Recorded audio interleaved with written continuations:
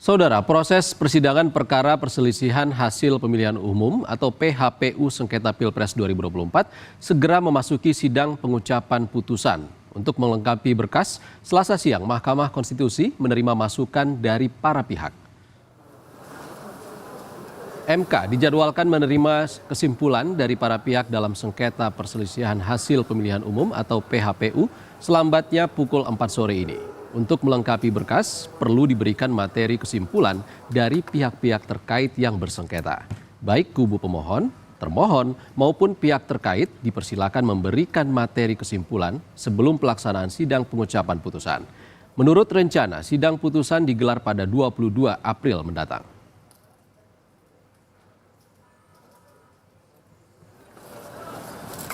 Tim hukum Capres-Cawapres Ganjar Mahfud menjadi pemohon yang datang pertama ke MK untuk memberikan materi kesimpulan. Menurut tim hukum Capres-Cawapres Ganjar Mahfud, sejumlah saksi dan ahli yang sudah dihadirkan dalam sidang sudah menjelaskan semua pelanggaran pemilu yang dilakukan Capres-Cawapres Prabowo Gibran.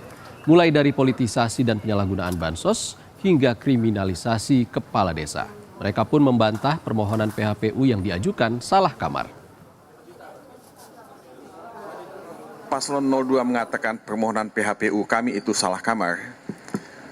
Kami ingin membantah sekali lagi dengan sangat tegas ya, bahwa itu tidak salah kamar.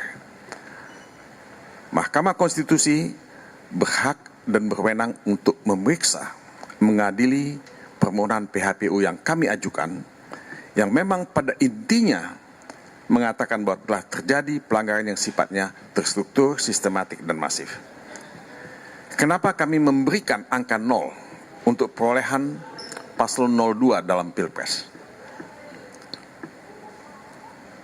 Karena proses yang cacat itu akan melahirkan hasil yang cacat. Proses yang penuh dengan pelanggaran-pelanggaran itu tidak menghasilkan output yang sah, yang legitimate, yang valid. Karena itu kami konsekuen dengan apa yang kami argumentasikan dalam permohonan kami. Penuhnya pelanggaran itu membuat output dari pemilu, termasuk pencoblosan pada tanggal 14 Februari, itu tidak bisa dianggap sah. Ya. Nah, MK tentu membaca apa yang kami tulis, ya, dan pemilu bisa diulang, dan ada jurisprudensi, baik di Indonesia maupun di tempat-tempat lain. Untuk diskualifikasi, untuk pemungutan suara ulang, itu jurisprudensinya ada. Ya, dan waktunya cukup, dan tidak ada isu mengenai anggaran. Karena memang anggaran untuk pemilu itu kan dicadangkan untuk 2 putaran.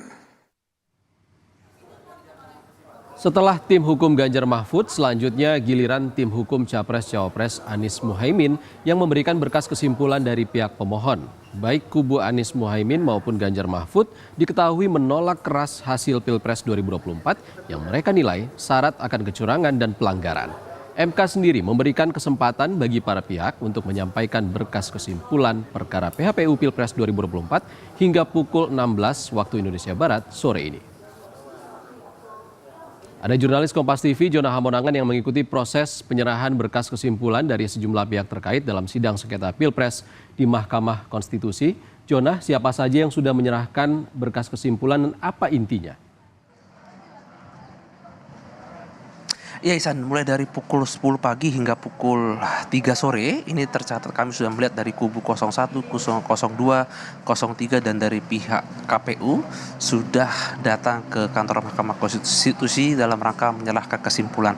Yang menarik adalah tiap kubu ketika menyerahkan kesimpulan ini adalah mereka tetap berpegang pada apa yang menjadi pedoman mereka. Seperti tadi kedatangan dari tim 03 yang tentu saja membawa kesimpulan yang kurang lebih sama dengan petitumnya, dan mereka berkeras bahwa apa yang dilakukan 02 ini tidak sesuai dengan etika, bahkan juga dilandaskan dengan kecurangan, bahkan abuse of power gitu disampaikan. Nah, dari kubu 01 tadi juga datang, mereka datang dengan membawa berbagai bukti, di mana bukti ini yang sebelumnya sudah diminta oleh Hakim MK ketika dalam persidangan, dan tidak hanya membawa bukti tapi juga membawa berkas, di mana berkas ini adalah bukti-bukti kecurangan yang terangkum atau mungkin yang sudah terjadi khususnya dalam Pilpres. Nah, sedangkan dari kubu 02 itu membawa kesimpulan bahwa mereka masih berpegang bahwa apa yang dilakukan selama Pilpres ini tidak menyalahi kaidah,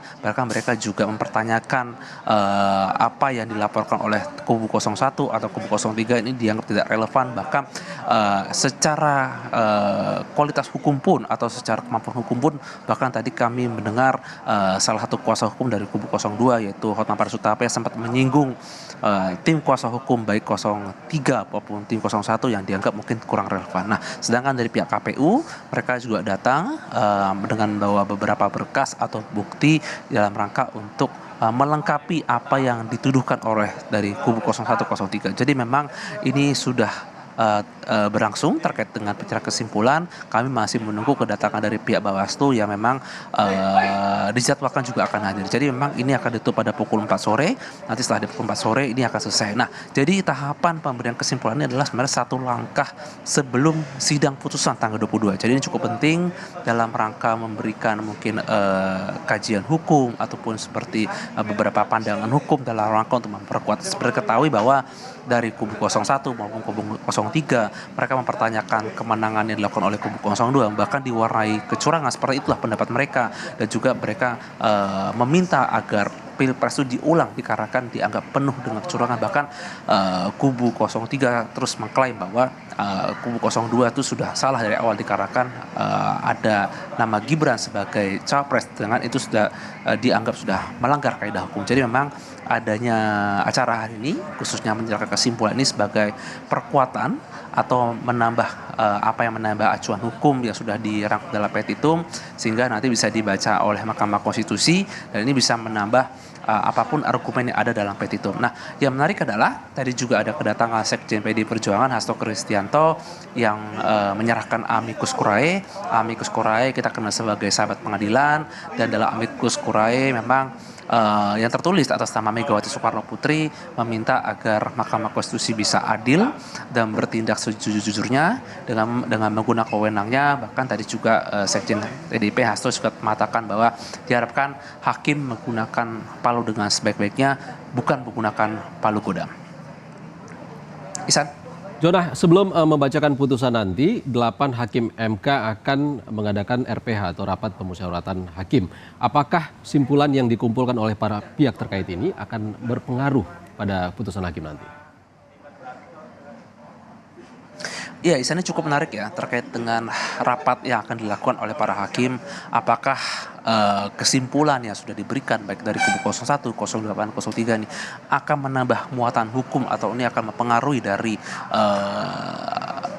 hukum atau mungkin putusan yang akan diberikan tanggal 22 ini memang masih menjadi pertimbangan. Tapi apakah nanti kesimpulan yang diberikan hari ini saja akan dibaca oleh hakim dan mungkin ini akan menambah beberapa hal yang menjadi kesimpulan, tentu saja ini akan menjadi tanda tanya. Apakah mungkin hakim akan mengabulkan apapun permintaan dari petitum dari 01 ataupun 03 dikarenakan adanya kesimpulan yang diberikan hari ini, itu saja akan menjadi pertimbangan hakim. Yang pasti adalah keputusan hakim yang dibacakan tanggal 22 merupakan keputusan yang bersifat absolut, dan saja ini merupakan keadilan yang sudah sangat tinggi dikarenakan ini merupakan hal terakhir yaitu dari Mahkamah Konstitusi.